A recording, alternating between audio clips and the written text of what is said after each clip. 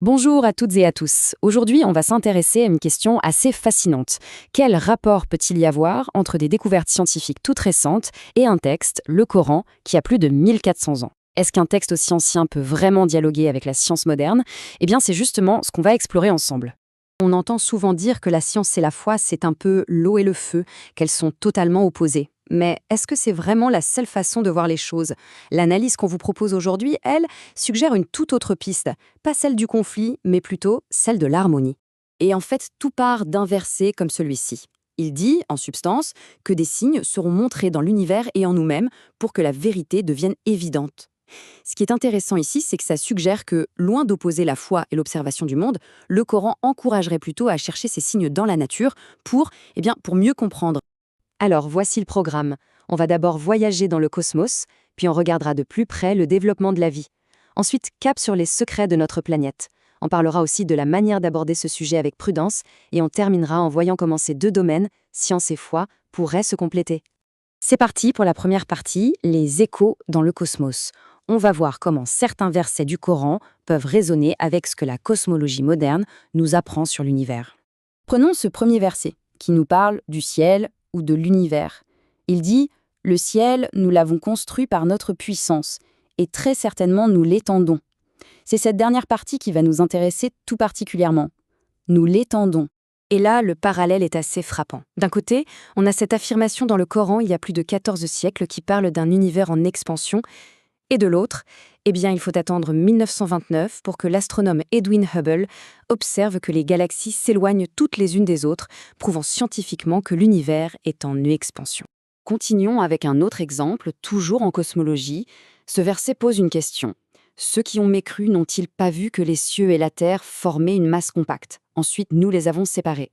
L'idée ici, c'est celle d'une origine commune dans tout qui aurait été séparé. Et là encore, on fait souvent le lien avec une théorie scientifique majeure, le Big Bang. Cette théorie, formulée dans les années 30, nous dit que l'univers tout entier est commencé à partir d'un point unique, incroyablement dense, avant de s'étendre. Cette idée de masse compacte qui est séparée, ça résonne étrangement avec notre modèle scientifique de l'origine de l'univers, vous ne trouvez pas? Bon, on quitte l'infiniment grand pour aller vers l'infiniment intime. On va maintenant s'intéresser au développement humain et plus précisément aux descriptions qu'on en trouve dans le Coran. C'est assez fascinant parce que le Coran décrit des étapes très précises. D'abord, il parle de nutfa, une sorte de goutte mélangée qu'on pourrait rapprocher du zygote. Ensuite vient alaka, un terme qui veut dire quelque chose qui s'accroche, un peu comme une sangus, ce qui décrit très bien l'embryon qui s'implante dans l'utérus. Puis mudga, un morceau comme mâché, qui fait penser à l'aspect de l'embryon au stade des somites, et enfin les étapes isam et lam, où les os se forment d'abord avant d'être couverts de chair. C'est une chronologie très spécifique. Et ce niveau de détail n'est pas passé inaperçu dans le monde scientifique. Par exemple, le docteur Keith Moore, un grand professeur d'embryologie, a été tellement frappé par la précision de ces descriptions qu'il a déclaré ceci. Il explique en gros que, vu l'époque, sans microscope ni aucune technologie, il était tout simplement impossible de connaître ces étapes avec un tel détail. Pour lui, cette connaissance ne pouvait pas venir de l'observation humaine de l'époque. Allez, on revient sur Terre. Troisième partie, les secrets de notre planète. On va parler un peu de géologie et du cycle de l'eau, toujours en regardant ce que le Coran en dit. Prenons le rôle des montagnes. Dans le Coran, elles sont décrites comme des piquets. Vous savez, comme les piquets qu'on plante dans le sol pour tenir une tente. L'idée, c'est qu'elles stabilisent la Terre. Et c'est là que ça devient intéressant. Ce n'est qu'au XIXe siècle que la géologie, avec la théorie de l'isostasie, a découvert que les montagnes ne sont pas juste posées sur la surface. Elles ont d'immenses racines profondes sous terre qui ancrent les plaques tectoniques et stabilisent la croûte terrestre, exactement comme des piquets. Un autre exemple souvent cité, c'est la description du cycle de l'eau. Un verset décrit un processus en plusieurs temps. D'abord, les vents qui soulèvent les nuages. On peut y voir l'évaporation. Ensuite, ces nuages sont rassemblés en amas. Ça, c'est la condensation. Et enfin, on voit la pluie sortir de leur sein. La précipitation. Évaporation, condensation, précipitation. La description, bien que poétique, suit parfaitement le cycle que la science a mis des siècles à comprendre en détail. Bon, maintenant, c'est un point très important. On va parler de la manière d'aborder ce sujet, parce qu'il faut être prudent et rigoureux pour ne pas tomber dans certains pièges. Alors, quels sont ces pièges à éviter? D'abord, ce qu'on appelle le concordisme excessif. C'est quand on essaye de forcer des liens, de trouver une explication scientifique derrière chaque verset. Ce n'est pas le but. Ensuite, il faut faire attention à ne pas crier au miracle scientifique pour des interprétations qui sont en fait assez fragiles ou forcées. Et enfin, un point essentiel, ne jamais lier le Coran à des théories qui sont encore au stade d'hypothèse, qui ne sont pas encore des faits scientifiques établis.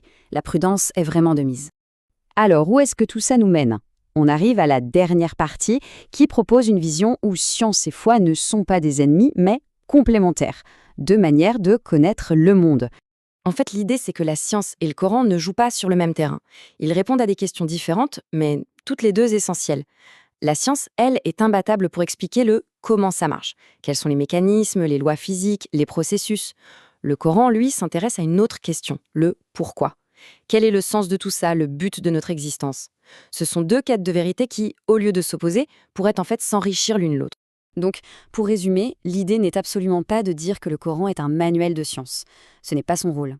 L'idée, c'est plutôt que les découvertes scientifiques peuvent devenir une nouvelle façon, une nouvelle lentille, pour observer et méditer sur ces fameux signes dans l'univers dont parle le texte. La science devient alors un chemin de plus pour approfondir sa réflexion. On va se quitter sur une dernière question, une question ouverte. Si on accepte cette idée que la science explique le comment et que la foi explore le pourquoi, alors qu'est-ce qui se passerait si on arrêtait de les opposer ? De quelle manière est-ce que l'union de ces deux quêtes pourrait enrichir notre vision du monde, de l'univers et de la place qu'on y occupe ? C'est une réflexion qui, je crois, mérite d'être poursuivie.